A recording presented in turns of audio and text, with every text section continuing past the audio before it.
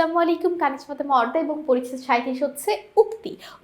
উক্তিকে মূলত দুই ভাগে ভাগ করা যায়, প্রত্যক্ষ উক্তি, পরোক্ষ উক্তি। আমাদের টাইপ 1 হচ্ছে উক্তির বেসিক আলোচনা প্রত্যক্ষ উক্তি নিয়ে, ঠিক আছে? তো চলো আমরা দেখি আমাদের প্রথম প্রশ্নে কি বলা আছে। প্রত্যক্ষ উক্তিতে কোন জ্যোতিচিহ্ন দিয়ে উক্তিকে আবদ্ধ করা হয়? অর্থাৎ প্রত্যক্ষ উক্তি হচ্ছে কি কারো কথা তার সে বলতেছে ওই অনুযায়ী আমি তোমার সামনে উপস্থাপন করব, সেক্ষেত্রে আমাদের ইনভাইটেড কমা বা উদ্ধার চিহ্ন দিতে হয়, ঠিক আছে?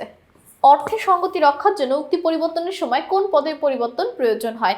অবশ্যই আমাদের সর্বনাম পদকে চেঞ্জ করতে হয়। কারণ কি, যখন আমি বলবো যে আমি ভাত খাই, তুমি আমার কথাটা যখন কারো কাছে বলবা যে অদ্যাপু বলেছে সে ভাত খায়, তুমি তো তখন সেক্ষেত্রে বলবো না অদ্যাপু বলেছে আমি ভাত খাই। তাহলে সেই ক্ষেত্রে কি হয়ে যাবে, তোমার কথাটা কিন্তু চেঞ্জ হয়ে যাবে, মনে হবে যে আমি বলছি যে তুমি ভাত খাও।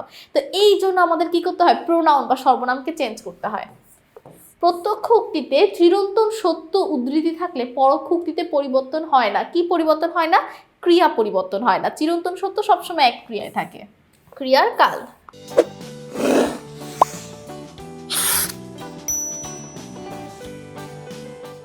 পরোক্ষ উক্তিতে ক্রিয়ার রূপ পরিবর্তন হয় কি অনুযায়ী? কর্তা অনুযায়ী, কর্ম অনুযায়ী, উদ্দেশ্য অনুযায়ী, বিধেয় অনুযায়ী। উত্তর হচ্ছে কর্তা অনুযায়ী। উক্তি কত প্রকার? 3 প্রকার, 4 প্রকার, 2 প্রকার, 5 প্রকার। মাত্র আমরা জেনেছি 2 প্রকার, প্রত্যক্ষ উক্তি আর পরোক্ষ উক্তি। বাক্যের অর্থসঙ্গতি রক্ষার জন্য কিসের পরিবর্তন করতে হয়? অথবা বাক্যের অর্থসঙ্গতি রক্ষার জন্য পরোক্ষ উক্তিতে কিসের পরিবর্তন করতে হয়?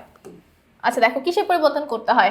কালের, ভাবের, অর্থের নাকি সর্বনামের? আমরা কিছুক্ষণ আগে জেনে এসেছি সর্বনামের পরিবর্তন। প্রত্যক্ষ উক্তিতে পরোক্ষ উক্তিতে পরিবর্তন সময় কালবাচক পদ পরিবর্তন হয় সর্বনাম অনুযায়ী, ক্রিয়াপদ অনুযায়ী, কাল অনুযায়ী, অর্থ অনুযায়ী। এর উত্তরটা কি হবে? অর্থ অনুযায়ী। অর্থ যেন ঠিক থাকে সেটার উপর নির্ভর করে।